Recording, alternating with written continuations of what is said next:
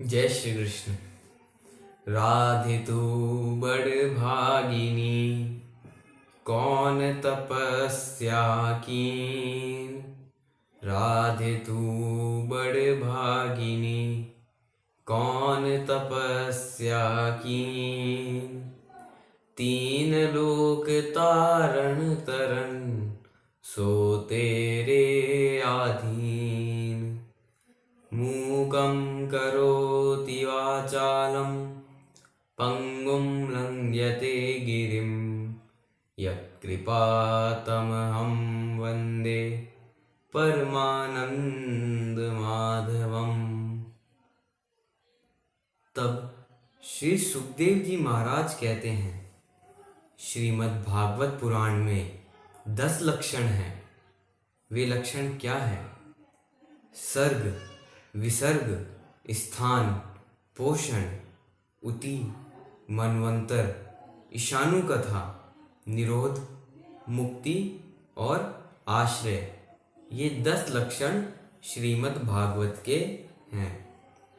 तुमने जो पहला प्रश्न किया था कि विराट पुरुष से जगत कैसे उत्पन्न हुआ, मैं उसका उत्तर देता हूं, तुम ध्यानपूर्वक सुनो। विराट पुरुष जब 24 तत्वों के अंड का भेदन कर बाहर निकले, तब अपने रहने के लिए उन्होंने जल की सृष्टि करी। उन्होंने 1000 वर्ष तक उसी जल में शयन किया। उन्होंने दिव्य 1000 वर्ष तक उसी जल में शयन किया। फिर विराट पुरुष रूप नर से उत्पन्न होने के कारण जल का नाम नार पड़ा और इसी से भगवान का नाम नारायण पड़ा।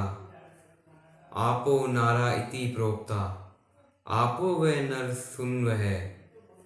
अयम तस्यता पूर्वे तेन नारायण है स्मृत है। ईश्वर एक है और जब उसकी इच्छा अनेक होने की होती है, तब इस सुंदर सृष्टि की रचना हो जाती है। एक अनी है अरूप अनामा, अज सच्चिदानंद परधामा।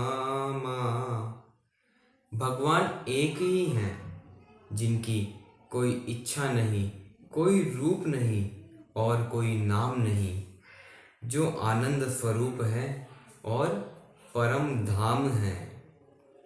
उसी समय वे योग शैया से उठते हैं और वह 3 भागों में अधिभूत, अध्यात्म और अधिदेव विभाजित हो जाते हैं। तब उस विराट पुरुष ने आकाश स्वरूप में जब चेष्टा की, तब इंद्रिय शक्ति, मन शक्ति और देह शक्ति उत्पन्न हुई। उसमें 3 प्रकार के प्राण हुए। जब प्राण चलने लगा, तब विराट पुरुष को खाने पीने की इच्छा हुई। तब मुख निकल आया। जब गंध ग्रहण करने की इच्छा हुई, तब 2 नासिका छिद्र उत्पन्न हो गए। जब देखने की इच्छा हुई, तब 2 नेत्र गोलक निकल आए। और जब उन विराट पुरुष की सुनने की इच्छा हुई, तब कर्ण निकल आए। जब स्पर्श करने की इच्छा हुई, तब चर्म उत्पन्न हो गई। जब कर्म करने की इच्छा हुई, तब 2 हाथ निकल आए।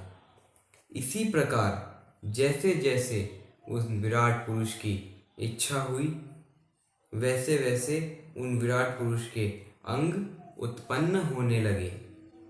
यह भगवान का स्थूल रूप है, जो पृथ्वी आदि 8 आवरणों से युक्त है। इसी प्रकार विराट पुरुष से जगत की उत्पत्ति हुई। श्रीमन्नारायण नारायण नारायण, भजमन नारायण नारायण नारायण। श्रीमन्नारायण नारायण नारायण नारायण, केशव नारायण नारायण नारायण।